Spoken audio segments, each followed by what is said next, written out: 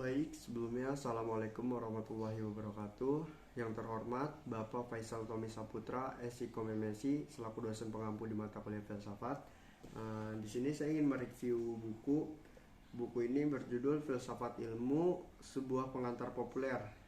Penulisnya itu Jujun Surya Sumantri. Di sini saya ingin menyelesaikan tugas kalau nggak salah KT2 yang Bapak kasih tentang review buku. Baik, di bab pertama itu judulnya ke arah pemikiran filsafat. Ilmu merupakan bagian dari pengetahuan yang dipelajari untuk bisa mengetahui segala sesuatu di dalam kehidupan. Seringkali seseorang mempunyai keinginan untuk mengetahui sesuatu. Sesuatu yang ingin diketahui itu ada dalam kehidupan sehari-hari. Ada kalanya rasa ingin tahu itu hanya sekedar keingintahuan yang sebentar. Di sisi lain, terkadang ada juga seseorang yang ingin mengetahui sesuatu hal karena memang benar-benar ingin tahu. Sehingga dia akan mencari apa yang akan diketahuinya itu sampai dia mendapatkannya. Setelah hal yang dicari itu didapatkan, itulah yang dinamakan ilmu pengetahuan. Ada lagi saat-saat ketika seseorang ingin mendapatkan sesuatu pengetahuan, orang itu akan menemui keraguan dalam mengambil keputusan. Rasa ragu-ragu inilah yang nantinya akan menghasilkan suatu kepastian. Pada saat rasa ingin tahu seseorang muncul dan menemui keraguan dalam membuat keputusan, itulah yang memulai adanya filsafat. Lalu di bab 2 itu ada dasar-dasar pengetahuan. Penalaran adalah proses berpikir dalam menarik suatu kesimpulan yang berupa pengetahuan. Dalam mengambil kesimpulan diperlukan suatu pola berpikir untuk mendapatkan jawaban dari apa yang sedang dipikirkan. Pola berpikir tersebut adalah logika. Logika merupakan suatu rancangan berpikir yang bersifat lebih dari satu sudut pandang. Dalam mengambil kesimpulan, suatu pemikiran seseorang sangat mungkin berbeda dengan apa yang dipikirkan orang lain. Logika akan mengaruhi cara berpikir seseorang. Oleh karena itu, terkadang seseorang tidak konsisten dalam menjawab suatu permasalahan. Dalam proses berpikir, penalaran akan membutuhkan sifat analitik. Kemampuan pikiran untuk menganalisis kejadian-kejadian dalam kehidupan akan membantu mendapatkan suatu kesimpulan.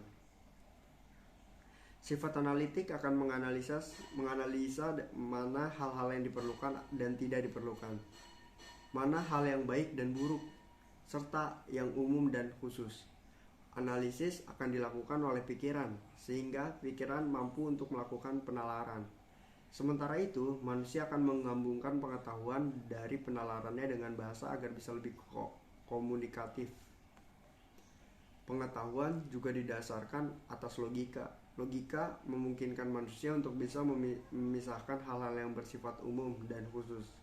Selanjutnya, manusia akan menggunakan dua metode dalam mengasah logikanya, yaitu deduktif dan indukatif. Logika deduktif akan menarik hal-hal yang bersifat umum menjadi hal-hal yang bersifat khusus, sedangkan logika indukatif merupakan cara berpikir yang mengelompokkan hal yang bersifat khusus menjadi hal yang bersifat lebih umum. Tujuan akhir dari kedua metode tersebut adalah untuk menarik sebuah kesimpulan. Sumber pengetahuan merupakan asal mula pengetahuan itu berasal. Pengetahuan yang berasal dari pengetahuan yang bersifat personal yang tidak bisa diramahkan disebut intuisi. Dalam intuisi, pengetahuan yang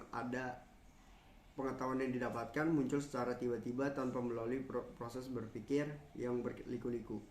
Sedangkan pengetahuan yang berasal dari Tuhan disebut wahyu. Wahyu diturunkan oleh Tuhan melalui malaikat, kemudian disampaikan kepada nabi dan rasul untuk disampaikan kepada manusia. Lalu yang di bab 3 itu ada ontologi, hakikat apa yang dikaji. Ontologi merupakan apa yang akan dikaji dalam ilmu pengetahuan atau hakikat apa yang dikaji. Apa di sini adalah mengenai objek dari suatu peristiwa. Dalam membahasnya ada metafisika yang membahas mengenai basic atau hal-hal yang dasar. Faktor panca indera akan sangat berperan dalam mengkaji objek-objek dalam kehidupan. Panca indera akan membantu mengkaji mengenai teori keberadaan di mana suatu yang ada pasti nyata dan ada. Ada dua tafsiran utama tentang metafisika, yaitu mengenai pemikiran supernaturalisme dan naturalisme. Supernaturalisme berarti ada kekuatan yang lebih tinggi dibandingkan kekuatan manusia yang ada pada dunia nyata. Dalam kehidupan ada semacam wujud gaib yang berupa roh yang menjadi kepercayaan. Kepercayaan yang berdasarkan pemikiran supernaturalisme adalah animisme, di mana terdapat kepercayaan terhadap roh nenek moyang manusia. Ada juga tempat-tempat yang dianggap keramat seperti pohon, jalan, dan air terjun. Sementara itu, pemikiran yang merupakan lawan dari supernaturalisme adalah pemikiran naturalisme, di mana orang beranggapan bahwa semua yang ada di dalam ini terjadi dengan sendirinya, yang merupakan proses di alam nyata. Aliran yang mengikuti pemikiran naturalisme ini adalah materialisme. Materialisme memandang segala sesuatu itu berdasarkan wujud, bahwa sesuatu itu dianggap ada jika mempunyai wujud.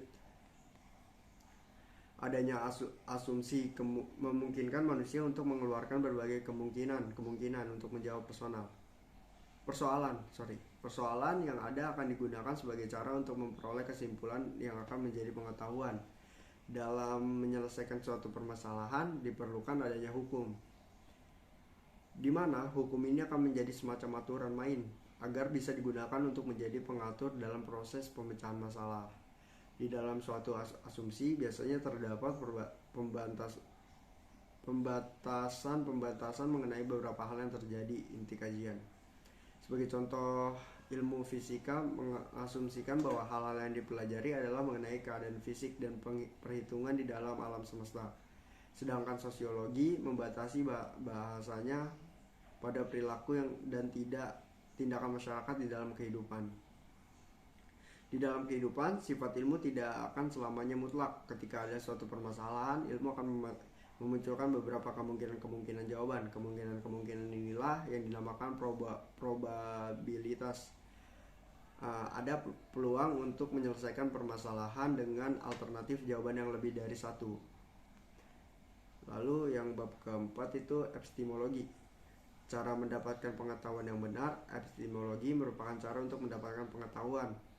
Ketika ingin mengetahui sesuatu, kita akan mencari bagaimana kita bisa mengetahui tentang apa yang ingin kita ketahui. Itulah yang merupakan hakikat epistemologi. Cara yang ingin kita gunakan dalam mendapatkan suatu pengetahuan bukan hanya sekedar cara yang penting kita bisa mengetahui sesuatu, namun bagaimana cara yang benar. Pada abad pertengahan, segala sesuatu yang diketahui dianggap sebagai pengetahuan. Konsep dasar pada waktu itu adalah kesamaan. Kemudian ketika perkembangan abad penalaran, konsep dasar yang semula menggunakan kriteria kesamaan mulai berubah menjadi perbedaan. Pohon pengetahuan pun mulai membentuk cabang-cabang baru yang lebih kompleks. Pada saat itu juga terjadi diferensiasi bidang ilmu yang kemudian mulai mengkerucut menjadi ilmu alam dan juga ilmu sosial. Yang kelima itu ada sarana berpikir ilmiah di bab 5. Sarana berpikir ilmiah merupakan kumpulan dari pengetahuan. Berpikir merupakan proses pekerjaan akal. Berpikir dilakukan secara almiah dan secara ilmiah. Berpikir secara almiah dilakukan pada pola penalaran sehari-hari. Sementara itu, berpikir secara ilmiah menggunakan pola penalaran pada sarana tertentu. Dalam praktiknya, seseorang peneliti atau ilmiah harus menggunakan pola pikir secara ilmiah. Tujuan akhir dari sarana berpikir ilmiah adalah agar seseorang dapat berpikir ilmiah dengan baik. Alat-alat yang digunakan dalam sarana berpikir ilmiah adalah bahasa, matematika, dan statistika. Bahasa merupakan suatu komunikasi verbal. Manusia memerlukan bahasa karena bahasa adalah buah pikir dari perasaan dan sikap. Bahasa digunakan untuk melakukan komunikasi ilmiah. Simbol bahasa yang bersifat abstrak memungkinkan manusia untuk memikirkan sesuatu secara berlanjut. Dalam filsafat keilmuan, fungsi memikirkan sesuatu dalam benak tanpa objek yang sedang kita pikirkan membuat manusia berpikir terus-menerus dan teratur serta mengkomunikasikan apa yang sedang dipikirkan.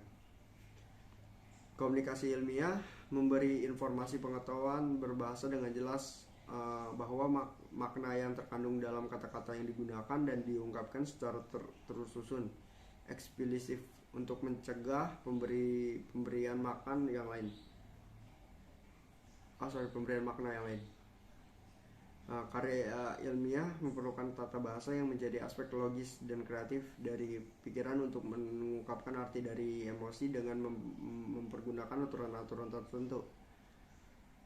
Sementara itu, matematika merupakan bahasa dalam bentuk lambang-lambang. Matematika dapat menutup kekurangannya yang terdapat pada bahasa. Kelebihan dari matematika adalah dapat mengembangkan bahasa verbal secara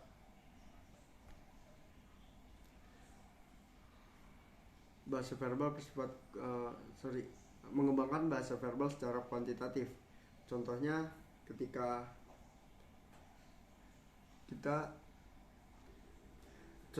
ketika bahasa mendeskripsikan paus adalah hewan yang besar dan berat, matematika langsung menjelaskan bahwa paus itu beratnya 2 ton. Bahasa verbal bersifat kualitatif dan a priori asumsi. Matematika digunakan sebagai konsep pengukuran dalam ekstet sebagai daya prediksi. Sedangkan statistika adalah kombinasi bilangan aljabar yang dapat menarik kesimpulan secara umum. Statistika mampu memberikan kemampuan hubungan dan faktor kebetulan atau tidak dalam empiris. Bab 6 itu ada aksiologi, nilai kegunaan ilmu. Aksiologi merupakan nilai kegunaan ilmu. Ilmu akan berguna bagi perkembangan peradaban manusia di dalam kehidupan. Ilmu akan saling terkait dengan moral. Moral tidak bisa dilepaskan dengan tekad manusia untuk menemukan kebenaran. Sebab untuk menemukan kebenaran dan terlebih lagi untuk mempertahankan kebenaran, diperlukan keberanian moral. Sejarah kemanusiaan dihias oleh semangat para martir yang rela mengorbankan nyawa demi mempertaruhkan apa yang dianggap benar. Peradaban telah menyaksikan Socrates dipaksa meminum racun dan John Hus dibakar. Sejarah tidak berhenti di sini.